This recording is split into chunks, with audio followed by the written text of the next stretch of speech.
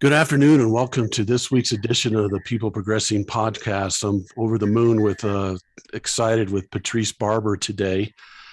She's going to give us some insight on having the ability to start your own business, have the wherewithal to do it, but have the strength inside yourself to start your own business, to take that risk and go for it and so forth. She has a great, unique story of how she grew up and so forth. So, Patrice, I'm going to quit talking because I want to get to you as quick as I can. Why don't you give us an idea where you grew up and how you grew up and how that kind of helped form you into what you're doing now? Absolutely, Joe. Thanks so much for having me on your podcast today. I'm really excited about this as well. I grew up a little differently than most folks. I grew up in 7 different countries. My second language is Arabic, which I learned at the age of 3. So when I go and talk to my Arabic relatives, being half Lebanese, they kind of chuckle at times because my Arabic sounds like a little kid. Like, oh, your vocabulary, you learned when you were about 7 or 8 years old, right? So my family moved to Kuwait when I was 3 years old, which is why I started speaking Arabic there. And we spent about 5 years there until I was 8 years old. And then my dad was in the oil industry. And so I grew up in that very international community, in international schools where my colleagues, my fellow students all spoke generally 5 languages was pretty common. Wow. And so you feel a little inadequate when you only speak one or two immediately. So you get this peer pressure that happens to learn new things constantly. And so in after Kuwait, I ended up moving to Saudi Arabia. From there, we spent another couple of years in Lebanon, and then a year in Iran, and then Belgium and France. So every couple of years, I was in a new country, a new culture, a new house, new friends, new school, new foods, new everything. So you either learn to adapt to change really quickly, or you learn to put a bubble around yourself and be very introverted and slow to make relationships and form them. I was fortunate that I had very strong parents, and they encouraged me very positively to get out there and make friends and helped make that possible and gave me all the foundational pieces that I needed. They insisted that from a very young age, learn how to reach out and shake hands and say your name and be bold in how you approach other adults. So I was never really allowed to be act like a small child, that would hide behind mom's skirts. Nope, Yeah. never an option in our household Yeah. whatsoever. So that was taught at a very early age, and that's as a child you do what you learn to do. It's just part of what you do. So that I think was very foundational for me in becoming an entrepreneur and choosing to be an entrepreneur. Now my father, whose parents migrated from Lebanon, the mountains of Marj when they were quite young. And with that brought their entrepreneurial spirit. And anyone who knows much about the Lebanese culture, we have a long, long history there of being very entrepreneurial as a people. Like Okay. everybody's got their side hustle going. That's just something you do. So I think there's a little bit of it in your DNA that you're kind of born with, these attributes of becoming an entrepreneur and choosing that lifestyle. Um, Fast forward after living overseas in Europe for quite a few years, loved it. I learned French there and started speaking German a little bit, so added on to the Arabic and my native English. And my dad decided, it's great living here. And we were just getting ready. We moved to France and we were getting ready for me to go to school in a French public school. I was so proud. I had to interview with the headmistress because she didn't think much about Americans. We typically are not very good at math and sciences and things like that compared to our counterparts in the high school age level, middle school age level. They're typically at times advanced. And my French was solid enough that she let me in the door, so I felt very honored to be there. That's good. However, I had gone around the corner to the Jolie Bois with some of my friends. The Jolie Bois is a local pub where it's open for breakfast and things like that, and it's also open for family. And you can get ice cream there, but you can also get alcohol. And I was there with friends drinking gin and tonic at a very young age because that's what you can do in Europe. And my dad discovered this, and it was kind of a pivotal moment for him. And he decided, oh crap, she's going to get into too much drug, alcohol, big problems. So we're moving back to the States, and we're going to, introduce her to how to say the Pledge of Allegiance and learn American ways and Yeah, a yeah. little bit more, conservative culture. So she'll be ready for college. So I ended up moving back to the States. And I didn't get to continue on with school in France, but I was invited as part of I graduated and went on to mechanical engineering school at University of Texas. And as part of the program, they invited me to go to the Sorbonne to do a study abroad semester with mechanical engineering coursework, but at the Sorbonne. And that was like one regret in my life that I didn't get to do because my parents couldn't get behind me on it. They're like, I don't know. I had gotten a scholarship to do it, and most of the fees were paid, but there was a little bit of added expense to do it. And they were just sort of not really exactly thrilled. So that was one regret I had. But ultimately, I ended up graduating with my degree in engineering. I ended up switching to Texas A&M and switching over to industrial engineering because I discovered I loved the people part, Yeah.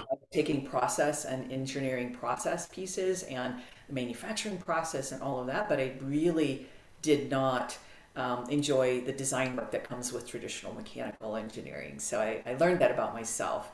And I would say that's one of the first lessons that I would say someone looking to discover their career path, whether it's entrepreneurial or not, is get exposure to as many things as early on as possible. And if you are raising children, I highly encourage you to do the same sort of a thing with your children. In middle school and high school, introduce them to entrepreneurial things. Take them with you to a networking event. I know it feels really weird and odd, but it is so powerful and impactful for young people. I was brought by my aunt to a women's luncheon for professional women, I would say, and this was back in the day. And my aunt Eloise was a remarkably pivotal person in my career as well. I discovered she was the daughter of the millwright in the town that she grew up, and the millwright is the flour mill that produces the Okay. Yeah. flour, Yeah. right? And so that company was the largest employer in the town that she lived in, and she was the daughter of the millwright. And so she was of affluence in her community. They had moved from the East Coast and brought banking money with them and all of this. And so her view of the world was at a much higher level than other people, like in my own family, for just her where she had come from. Her background gave her this view of the world that was so much more elevated. And so when I went to this luncheon with her at the Petroleum Club, she introduced me to all these women. And again, with the training on from 5 years old of walk up, shake hands, Yeah. introduce yourself, Right. be proud of who you are, and speak articulately. Don't make me be embarrassed. Yeah. That's what parents say, right? Don't embarrass me with that. Stand up for yourself. So I was very comfortable in the environment as a young girl. I was probably 13 years old, 12, 13, something in that age. But again, very impactful to introduce me to women who were making a difference in their community. And it inspired me as a young person to go, gosh, if they can do it, I can do it, right? So that's the kind of thing I really encourage parents to think about with their children. Bring them in there, expose them to as many things as you can. As I moved on out of college with my engineering degree in hand, I ended up getting it wasn't a first job at all. It was about my fifth job. I had worked in a machine shop before I ever graduated, at both universities, and worked in hospitality, of course, as many of us do in restaurant business, running large events and high dollar events for high-end restaurants. So I got experience with customer service, and then manufacturing experience in machine shop, working on pilot projects, and then Texas Instruments, which is also known as the Training Institute. Great place to work. They understood back in the day what a matrixed organizational structure really should be, where you reported into technically two different bosses. And they knew how to make that work. And again, in terms of exposure, I was frankly just blessed to have opportunities presented, and I had the initiative to say yes. Just yes, I can do that, and yes, I could do this, and let me help you get that done. Yeah. So it's a two-sided thing. We do make our own luck a little bit in our lives. So we have to take the initiative and say yes, and don't let doubt and fear cloud your judgment. Like, don't let that even get in the way. So I was very fortunate to be there in manufacturing, and then subsequently was asked to take over a project that was not going well, where we were rolling out our software. We used to run the manufacturing with a big book of instructions, and you take a box of silicon wafers and you're manufacturing them down a manufacturing line, a huge facility, 300 people. I don't even know how many square feet this thing is. It's like takes up several city blocks kind of thing. It's huge and multi-story. So it's a very large facility, and you're dressed head to toe in clean room attire. So it's this white, all white gloves, feet, booties. I could get dressed and undressed in under 60 seconds in my outerwear, of course. Yeah. To get in and out of a clean room. So it's a great learning experience. We were rolling out this project and going paperless is what we refer to it as, removing the instructional manuals and bringing in computers, because it would cut our scrap and cost of waste that happens when you get particulates on these silicon wafers, because you're in a clean room from the instruction manual. So if you get those out, you have better throughput. The project had been stalled. It was supposed to take, a month or two, and the person who was leading it had gone on to month 3, and there was not even 25% done. So I was looking at this going, having been inside the manufacturing facility for several years. I started with 25 direct reports straight out of college, as the only female in an all male supervisory group. I'll never forget the interview question. That was the most weird interview question ever when I first accepted this position was, so Patrice, do you have any excess baggage? And I thought, John, what are you asking me? Yeah, I've never heard that before. Right. So I had to think about it a little while. He's a Southern gentleman. He's, my father, he would have been 20 years older than I am. Mm-hmm. And I had to think a moment, what exactly would a gentleman like this be meaning? And what he was referring to is, did I have a relationship that was going to cause him a headache? Was I planning a wedding that he needed to know? Did I have children? Was I pregnant? And he needed to know about that. Was there some, boyfriend in the past that was going to be causing me issues? Was I going to bring drama into the department? Because I'm a female, right? Because I'm a female. And females have excess baggage. Mm-hmm. Right? So after I thought through all that, and I looked at him with this quizzical look and said, John, I'm not engaged to be married. I do have a steady boyfriend. I don't have any children, and I'm not planning on getting pregnant anytime soon. Is that what you were getting at? And by the way, do you have any excess baggage? I was just like, so. You said that to him? I did. Oh, awesome. And he said, that's exactly what I needed to know. You know what? You're hired. Wow. I was like, okay, so this is how it is in the good old boy world of Texas. And you either learn to stand up for yourself and be bold and understand that this is how people do communicate, and it is okay. You can either be that person, or you can be the meek and mild female who's going to say, I'm not really sure. What is it that you need? There's personality styles. And fortunately for me, my father did not believe that girls were significantly different than boys, or should at least not be able to achieve whatever they wanted and do things that boys could do. Not to say I was ever as strong as my brothers, but if I needed to lift the 100-pound thing, I wouldn't use my arms to do it. I'd find a leverage to do it, and I'd still get the 100-pound thing lifted and moved. So figure it out for what things, for the skills you have and what resources you have.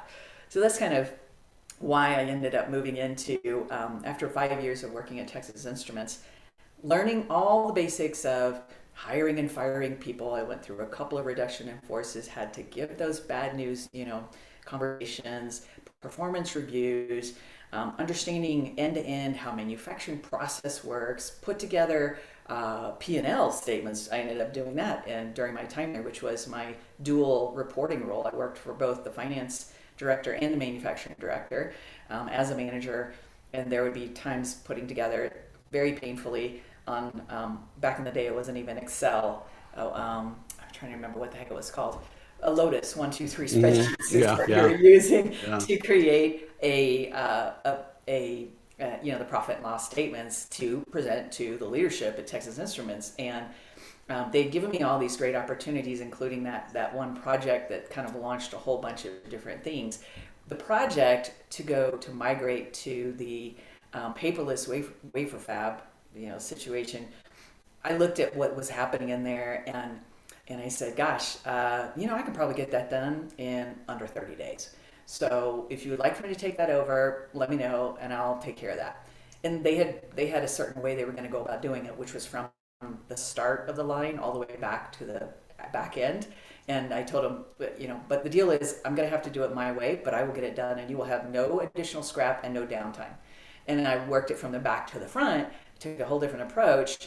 And we got done in under 30 days across 24/7 shifts. And there was no downtime and there was no scrap. There was no negative impact. And so they said, well, little whippersnapper, we need you to come do this in multiple facilities now across, Texas Instruments International. So ended up doing global projects of rolling out the implementations for this and putting together the playbook for it to say, how do we approach the team members? Because there's literally hundreds of people that work in the manufacturing to run a 24/7 manufacturing application group, as doing the throughput that we had. There's hundreds of people involved in that, and you have to prepare them mentally for the change that's coming in their job, and you have to know how to speak to them at their level. And these are people with two-year associate degrees or barely a GED out of college doing manufacturing work that's quite precise, requires skill but not a lot of education. And so you have to understand, how do you speak to that audience in a way that gets through to them and resonates, which was the thing that was keeping the project from moving forward. They were just kind of slamming it down everybody's throat and not really understanding the training and the methodology of training and the change management issues that needed to be addressed to make the whole thing run really smoothly. If you get everybody helping you to get it done, that's very different than you forcing it to be done. Yeah. So, No doubt. I learned how to do global projects and software development. Ended up getting pulled in to do customizations on the software they were rolling out because, again, I knew the manufacturing back, everything that was going on in manufacturing up one side and down the other could give them the use cases. So help them with designing the testing and the requirements and user interfaces and all of that to refine what they had started with and rolled out to global projects, and then decided, gosh, I hate Dallas, love what I'm doing on these project things, love software development, really appreciate my industrial engineering background that helped me to be great in process and process improvement. Yeah, right. I am certain I know pretty much everything I need to know to go start a business. So I ended up moving to Colorado. Out of all the countries I'd ever lived in and all the states I'd ever visited, I really love Colorado for the lifestyle that people choose here. Going out for a bike ride on a Wednesday afternoon is, a great thing to do. And it's weird. I rode my bike to work at Texas Instruments and people thought I was the craziest person ever. Can you not afford a car? I have a beautiful car, but I like to get my exercise in. And I'd like to do this. They thought I was nuts. So I clearly wasn't the best fit for the Dallas elite, I will say. Love the people, however, not exactly a perfect match for me. Came to Colorado and just really found my people and launched my first consulting company at 29. And it was all about working with enterprise level companies, doing project management implementations, and eventually led to program office implementations.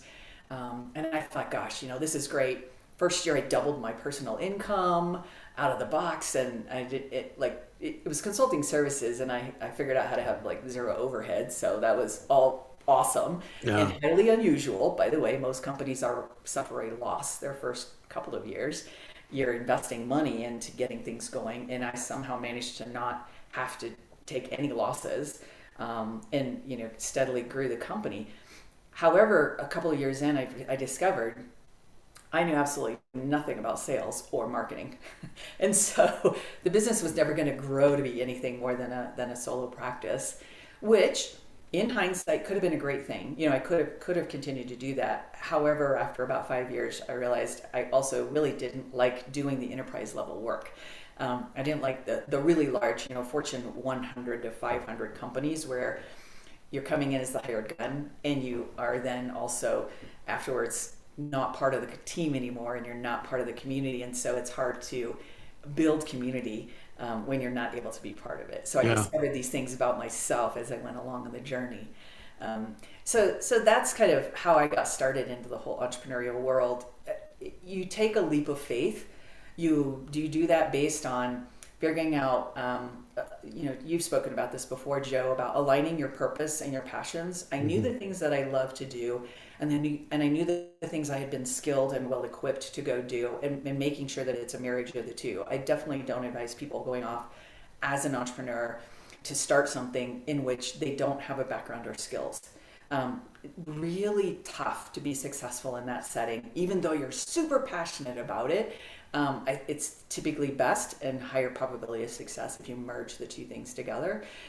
Secondly, I think taking time to reflect on what I had done previously and reflect on what I want to do next, on at least a once a year basis, and looking at the big picture of, within Career CNX, which is my most recent company that we launched a platform and dedicated to helping individuals take control of their career, whether they want to lead that career down the road of, I want to start a side gig, or I want to get into the C-suite, or I want to just get to, a senior level position, leadership position, or I want to go start a whole new company on my own, like actually start an entrepreneurial adventure, be a co-founder or something like that.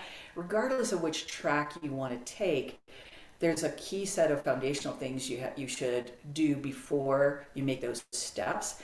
And the first one is aligning your actions to your why. So figuring out where do I want to be with respect to my relationships with my family and friends, with my volunteer work or my charity work, with my health, with my other hobbies that I love to do. I love to play golf, or I love to horseback ride, or whatever it is. And then how does that fit in with my professional goals and objectives there? And don't forget monetary. Like, how much money do you want to have in the bank by when? I want to have $1 million in assets by the time I'm 45 years old, so that I don't have to work, I get to work. What an amazing feeling that is. Yeah. It's the best. It is. It truly is. And that was always, I was, again, blessed at Texas Instruments to have access to and availed myself to take advantage of training in financial, your management of your financial wealth. So beyond just setting up a 401k, but they explained a bit more about like planning for retirement. And if you at 23, 24, 25 years old, if you start in and you get those habits established and you bother to take a little bit of training on the topics, wow, does it have a huge impact on your later life. I was prepared at 45 to be retired, and semi did retire. I told my husband before we got married, we're having 2 kids. By the time they're in kindergarten, don't plan on me being a primary provider, which is when we started our marriage. I was with a very large 6-figure income coming into it very early on in my career. But I knew that I wanted to keep that door open to not be, a working mom at that time. And my husband's like, yes, of course, that's where we're going. And then, as it turns out, I decided not to be the full-time mom, because I discovered, again, after you have kids and you go, can I be full-time mom? Or is there a better option? We decided to have a nanny for 6 years. Best decision ever for me, because when I was with my kids, I was happy, joyous, loving and gentle with them, and just 100% focused on them, because I had the adult conversations, that went with that on the other side of my day. Hmm. And we were, again, super blessed. Went through three different nannies. The first one stole the car. So yeah, there are bad things that happen. Yeah. The question is, how fast do you pivot and recover? Yeah. So you call the cops, you recover the car, you go find another nanny, and you move on. Yeah. Yeah. So what now? What? People hear that from me all the time. Like Patrice's motto in life is, "So what that happened to you? Now what are you going to do about that? Well, Get off your lazy yeah, assets and and move it." I want to kind of go back to what you just said there, to your upbringing. Yes. When kids move like that, especially to different countries and so forth, you probably develop that so what, now what attitude from an Oh early yes. age. How hard was that? How hard was that to meet people, grow with people, and then move? Yeah, great question. I think it has a lot to do with the core structure around you. In my case, my parents were very consistent. My dad had, like family meal was always there, 5:30 in the evening. My mom always had dinner on the table. We sat down to eat as a family. Now my brothers are 10, 12, and 14 years, 10, 12, and 13 years older, brothers and sisters, two brothers and a sister, older than I am. So by the time I was 8, they were 18, Okay. 20 and 21, and off to college back in the United States while I was living in Kuwait and, overseas. And so from 8 years old on, I grew up as not only the baby of the family, but also an only child, which is an interesting set of mixed dynamics. Hmm. Because you start out as the baby of the family and you get everything you want, right? You get lots of things, but you also have the camaraderie of the family and your Hmm. brothers and sisters there. But then when you become the only child, then that part slips away. You don't have your brothers and sisters there to help you along as much. But you are required to grow up very quickly because you're brought into your parents' adult world, right? And so, and my parents were very accommodating. My mom, amazing woman, helped, was constantly in community at all times from very early on in her own life, starting with helping her parents buy their house coming out of the Depression. She went and got the tax liens, figured out how do you buy a house buying tax liens, and bought them their house to get back on their feet while she was getting out of college. So, I mean, she's that kind of person that just, again, a so what now what person herself. And Right. so those values got instilled from both sides of my parents, and were already instilled in my brothers and sisters and reinforced from them. So, they're older and they're like, well, come on, just say hello, get out there, do stuff. What's the problem? Because they were already older and wiser and could do. So they didn't see why I should have limitations. And therefore, I didn't see why I should have limitations either. So I Yeah. think it's the nurturing environment in which you are brought up in that helps you do that in a very solid way. And I want to piggyback on that because you said something that was really interesting to me and I wrote it down. When you said, you know, my dad instilled in me that I can do anything.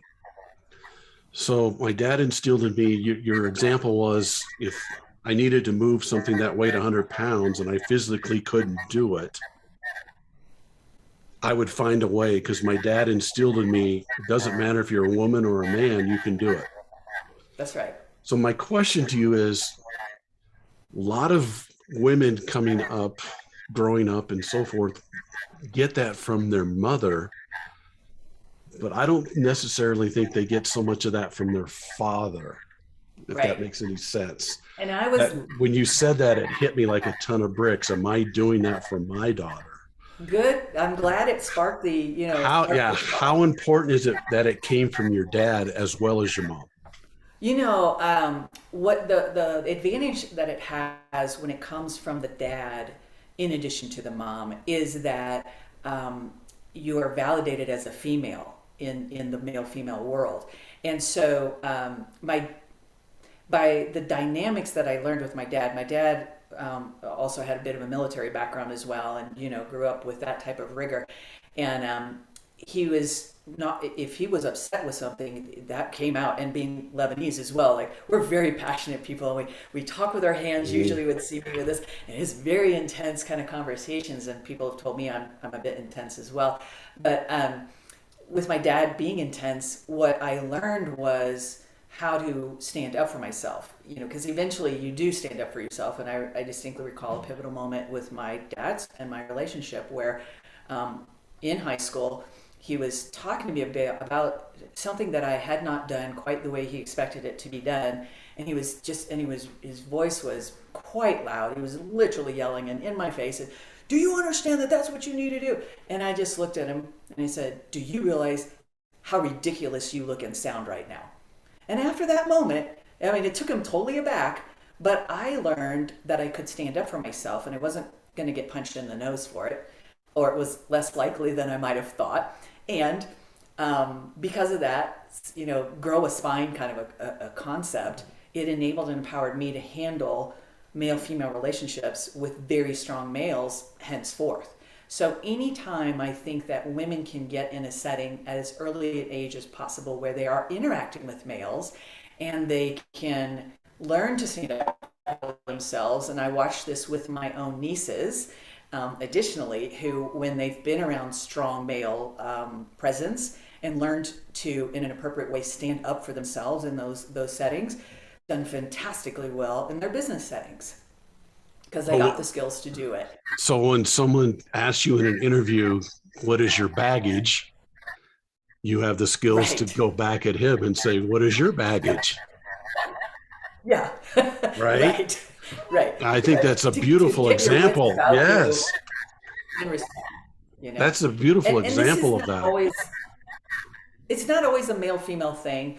Males end up having situations like this too, and they also can at times, find themselves struggling with imposter syndrome, lack of feeling of their value and their worth, and all of that Hmm. sort of thing. And that's, quite I do. true. However, right, we all go through Yeah. that. The Hmm. question is, how do you choose to deal with it, and what are the tools that you're going to put in your tool bag that later on you're going to pull out and help yourself to get beyond things, because we will all have moments in our lives where these things will creep in and make us feel a loss of self-worth and power and a purpose even.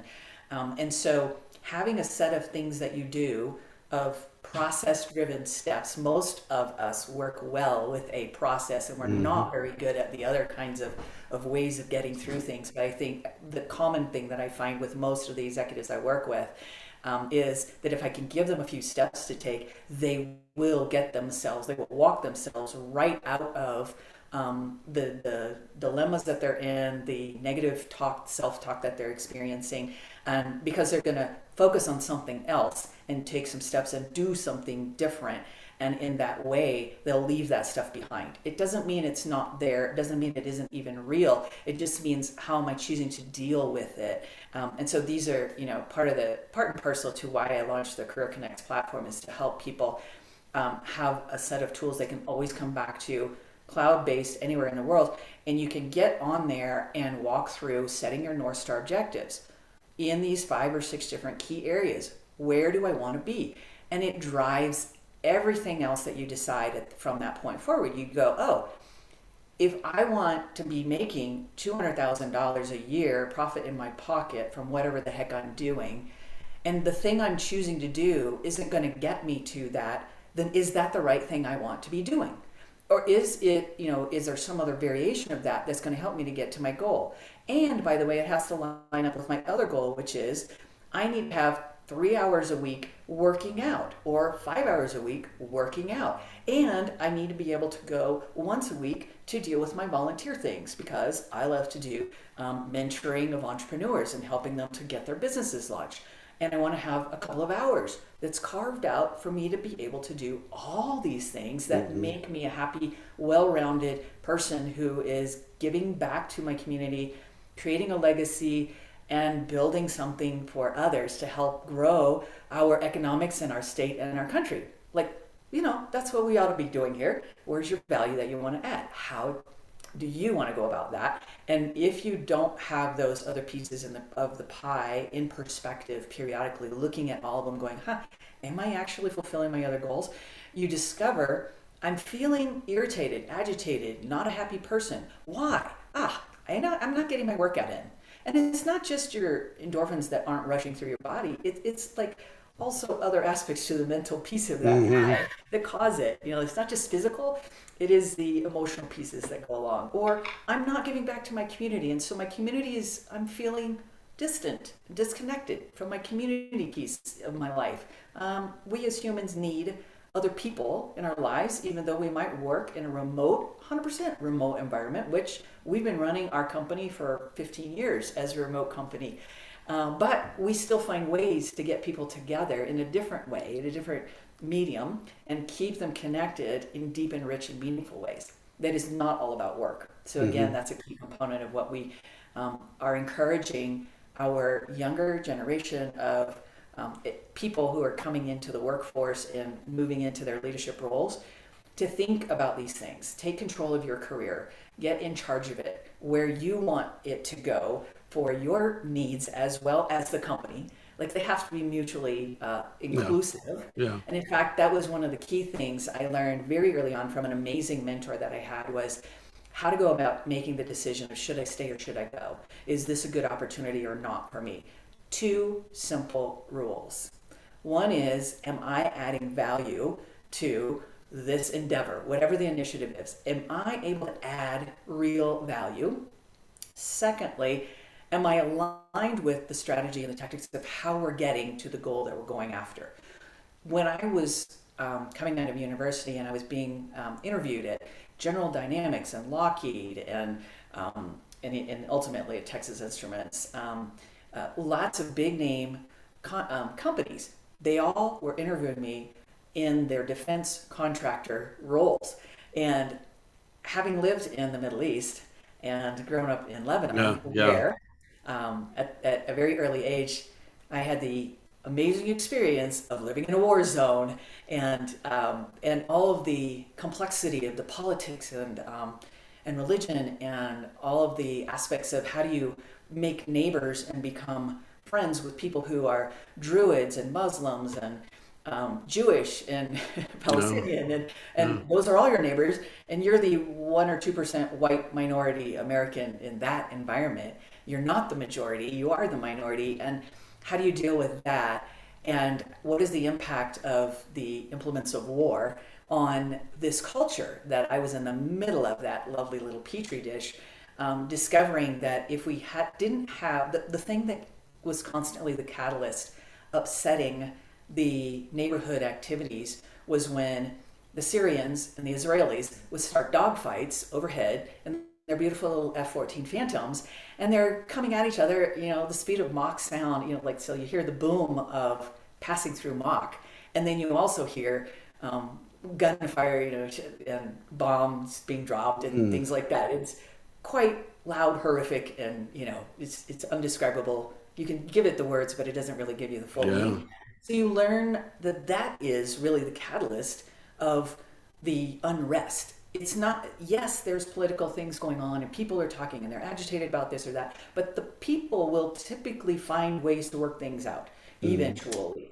It is the implements of war that for me were the thing that I saw as the catalyst, and I couldn't begin to think of working for a company that was making other implements of war. So I could not get behind working for companies in their defense contract groups doing that kind of thing. I just like, no, I can't Yeah. support Yeah. that. I would fundamentally not be in agreement with that. So I turned down amazing opportunities, very high paying positions, because I had the wherewithal to think about those two criteria from an early mentor in my career, telling me, gosh, are you aligned with how they're going to get to where they're going? Are you aligned with how you're going to be making your money? Are you good with that? Hmm. And you can take that to an extreme and say, gosh, I could sell illegal drugs and I could make a really amazing, income.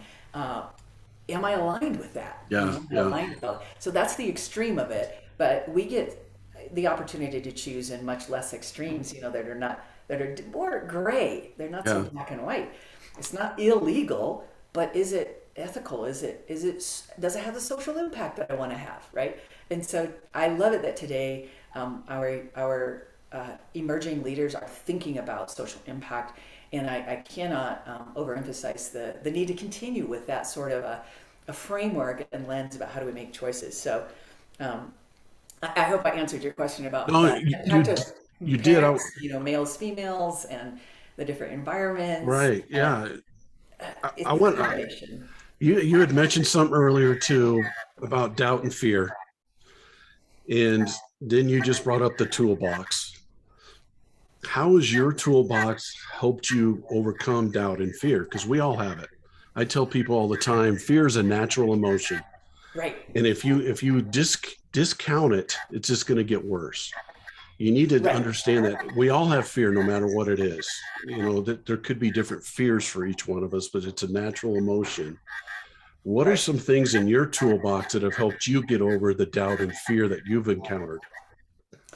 So, first step is in starting with your aligning your actions to your why. So, thinking through um, the different areas of your North Star objectives. Where do I see myself? Where do I want to be in these different areas in 3 years, 5 years?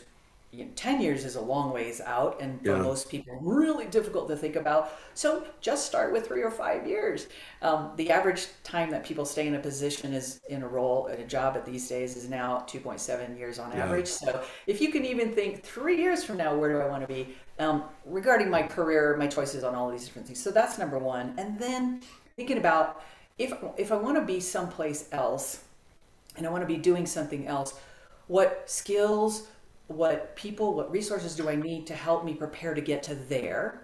Right. So maybe you got your college education, but now you might want to get a certification in something else that gives you, I want to move into being a data analyst. Well, get a business intelligence certification that gives you a little bit more skill and preparedness for that. Surround yourself with the people that are in the new community you want to go to, or the type of community you want to go into.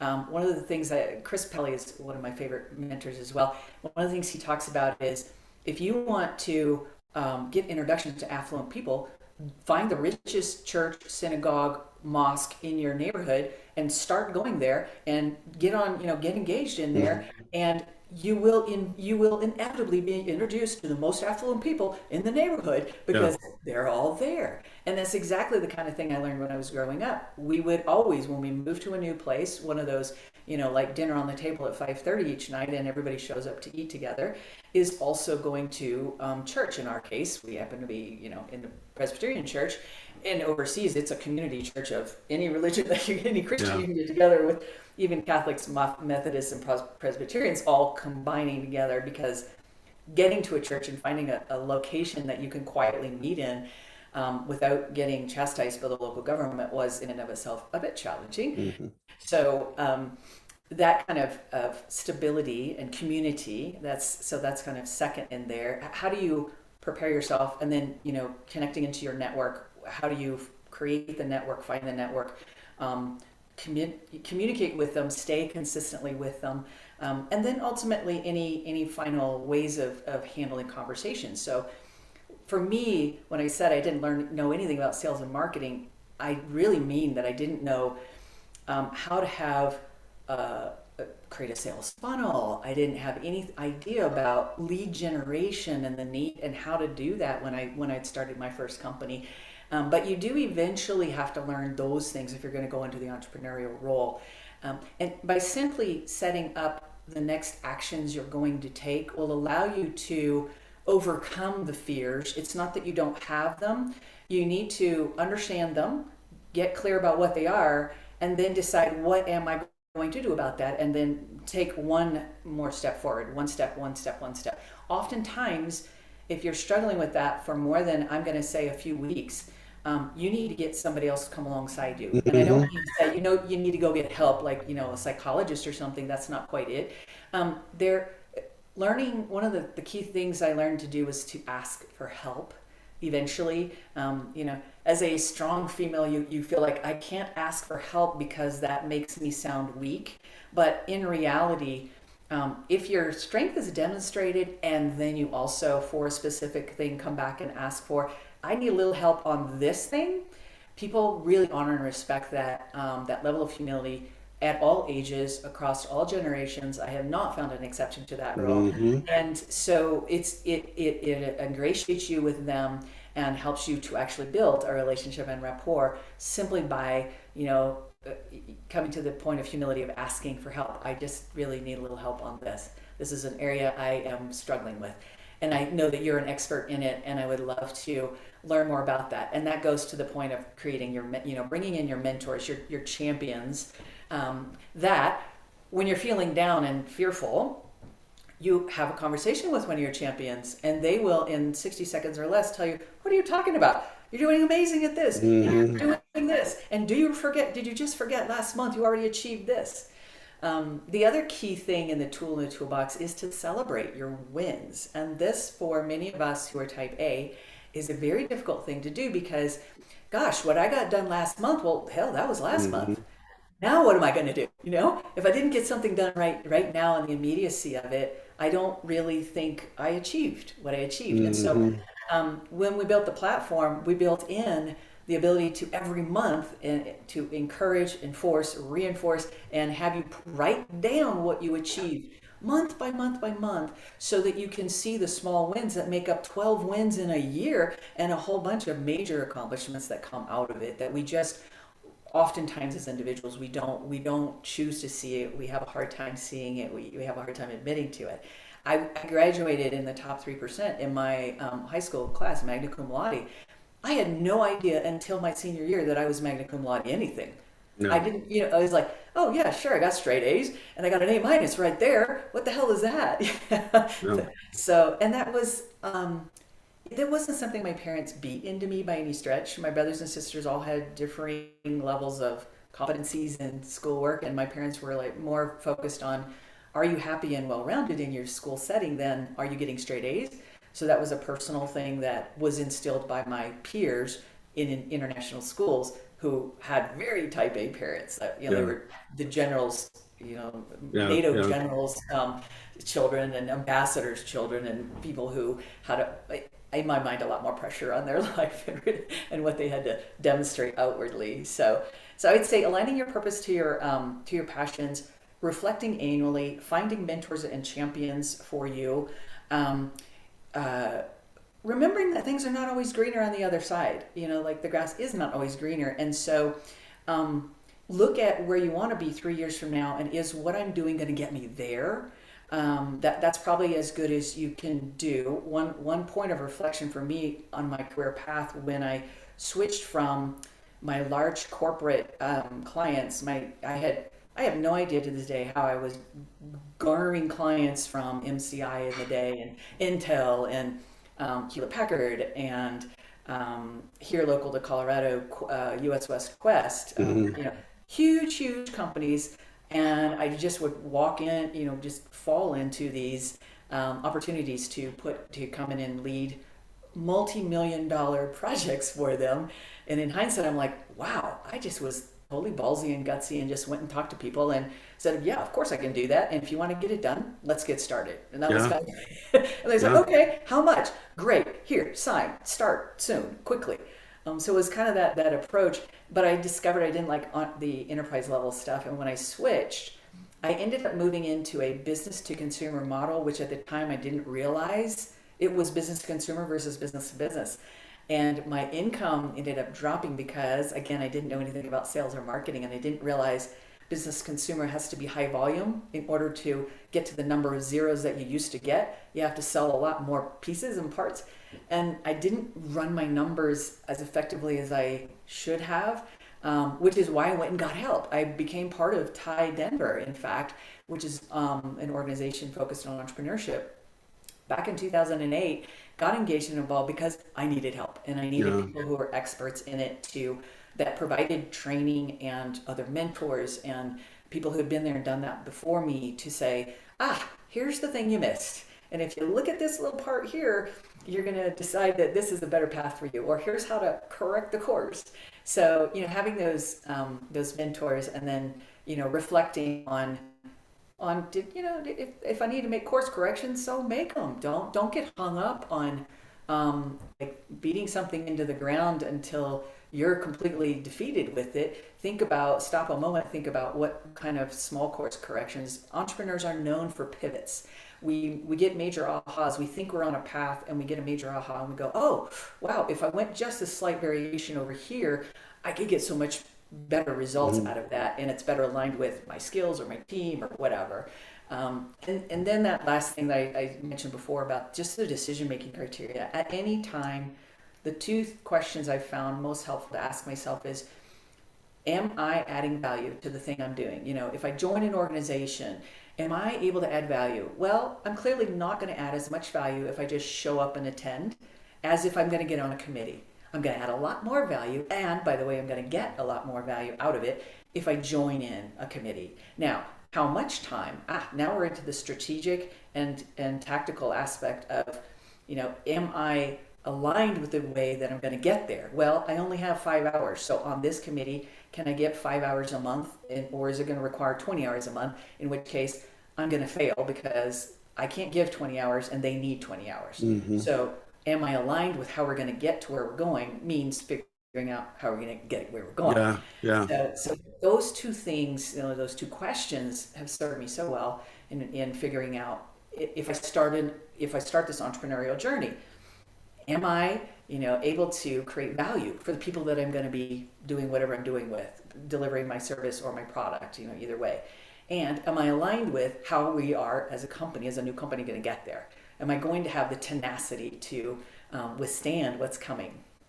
And I would even add, do I feel valued? Yes. Do I feel valued? Right. Yeah. Am I feeling like this is going to be something? Yes. And that speaks to your passion.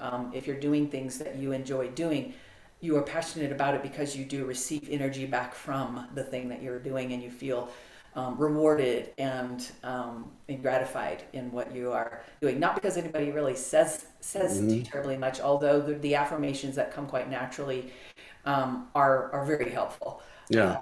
Whether you're giving somebody a product and they love the product and they're like, man, when I use your product, whatever your widget is, I get this, and this great, awesome things out of it. If I'm selling a dress, these dresses make me look amazing. If I'm selling hardware or software, it really helps our team get more effective. Really appreciate what you brought to us. We were able to increase by 20% what we were doing before. Those kinds of things. If you're consulting or coaching, same thing, of course. The sessions with you were amazing, life-changing. That's what we want to hear. And so you got to measure that to see, am I delivering life-changing and amazing? Yeah. And that's awesome. if I'm not, why not? And so again, asking for help, asking people, what is it that would be helpful for you? What is it that would make this better for you? Getting honest with that. Just such powerful stuff. Last question. Got to get going here. I know I've taken up too much of your time. I'm an entrepreneur or want to be an entrepreneur. I want to change careers, change my life, change whatever. How do I get a hold of you for help? It's the best way to get a hold of you. Yeah, careerconnects.com, careercnx.com. Jump on the website, send me a message anyway on there, on our chat, anywhere. It all gets back to me eventually. The team will help get to me there. That's an easy way. LinkedIn, I'm there at Patrice Barber. LinkedIn and Patrice Barber straight away. So definitely connect with me. Happy to help explain how, after 3 successful exits and another company I started and had to close the doors on, what you do, what you don't do, what it takes to get started, which, by the way, is an amazing amount of sheer tenacity and fearlessness. You got to be fearless and tenacity. You love it. Get out there and think of it as a marathon. It's not a sprint. Yeah. To do entrepreneurial endeavors. We talk about exits in a 5-year time frame. Most people don't make it till 10. That's just facts. We'd love it if we had investors, and we get investors. You can do a 5-year exit game plan if you get the money up front to ramp up that fast. Created $5 million in under 2 years, and that was definitely a highlight for me. But we had an amazing team to get it done. It can be done. Love to talk to people about it. Patrice Barber on LinkedIn. You can find me there. That's awesome. I want to thank you so much for coming on. Um, Thank you, Joe. I'll do anything I can to help people steer people your way. We have so many things that are in common in our ways of thinking. It's really We kind of do. really We fun to do. talk to you and so forth. And I just want to thank everyone else for listening to the People Progressing podcast. You can get a hold of me through Coach Joe White consulting.com and buy my book and all that, and get a hold of Patrice through LinkedIn and so forth. But thanks for listening, and I hope everyone has a good day. Thank you so much.